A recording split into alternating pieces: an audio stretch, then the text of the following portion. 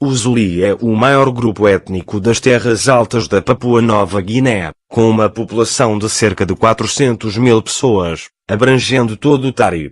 Os homens de Uli são mais conhecidos por seu costume de usar perucas decorativas, que são usadas como tocados elaborados e decoradas com feixes de penas multicoloridas durante as festas.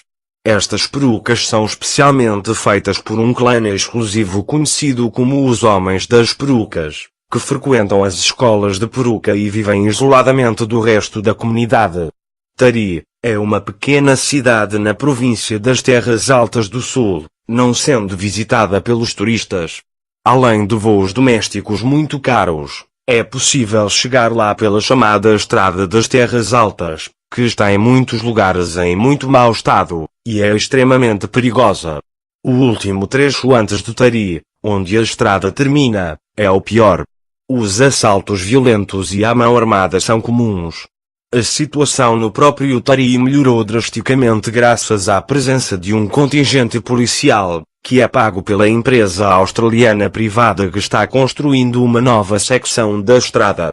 No entanto, chegamos a Tari para aprender algo sobre a cultura Uli que, em ocasiões especiais e tradicionais, usa perucas decoradas feitas de seus próprios cabelos e penas de muitos pássaros raros do paraíso.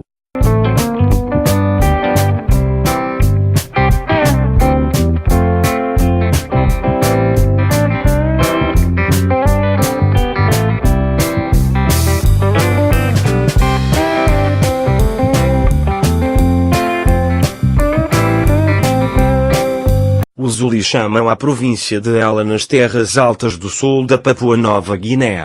Eles se consideram como um povo descendente de um antepassado masculino chamado Uli. É dito ter sido o primeiro homem que cultivou jardinagem no território dos Uli. Os porcos são a principal mercadoria de troca dos Uli e são frequentemente utilizados para pagar o preço da noiva, indemnizações por morte e pagamentos dos rituais. Ambua é a palavra Uli para argila amarela. Esta argila é sagrada, como é a argila ocre vermelha que distingue os guerreiros Uli de todos os outros com sua decoração de corpo tradicional única e colorida. Os homens Uli solteiros se preparam para a idade adulta de uma maneira única. Eles entram em uma escola para solteiros por um período de cerca de 18 meses a 3 anos, onde recebem instruções sobre o processo biológico. Os jovens do sexo masculino estão separados de suas mães e de todas as mulheres durante grande parte desse período e estão absolutamente proibidos de qualquer contacto físico com qualquer mulher. O contacto sexual, em particular, contaminaria suas reservas de essência masculina.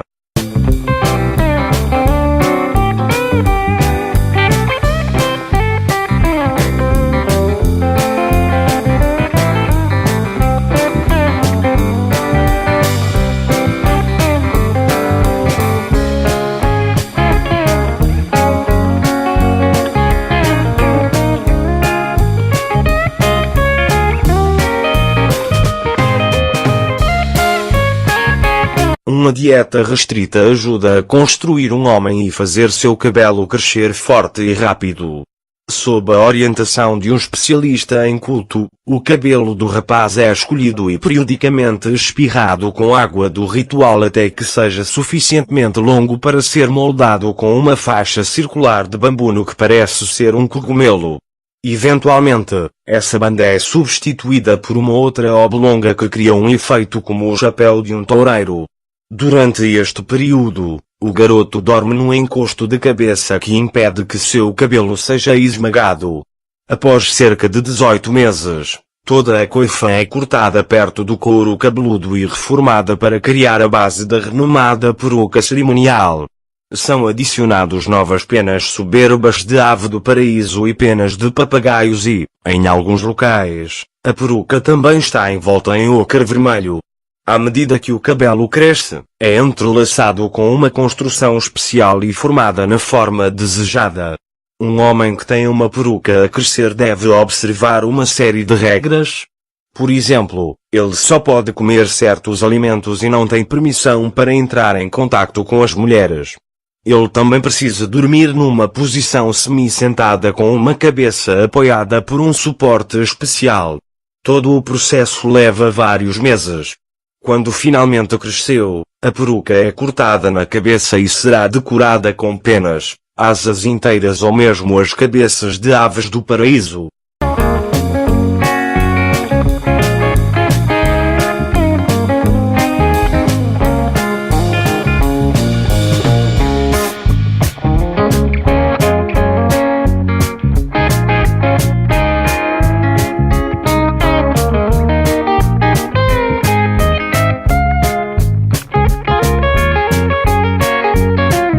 Grandes trincheiras, de até 5 metros de profundidade, atravessam o chão da bacia de Tari. Esses enormes canais interligados, escavados à mão com varas de escavação simples, definem fronteiras familiares, controlam seus porcos e protegem contra intrusões inimigas. O Uli, claramente, não vive em paz. Não há chefes no Zuli no sentido hereditário. Todos os líderes chegam ao poder através de sua habilidade em guerra, habilidade na mediação de disputas e acumulação de riqueza em porcos e conchas. A guerra nunca termina na cultura Uli.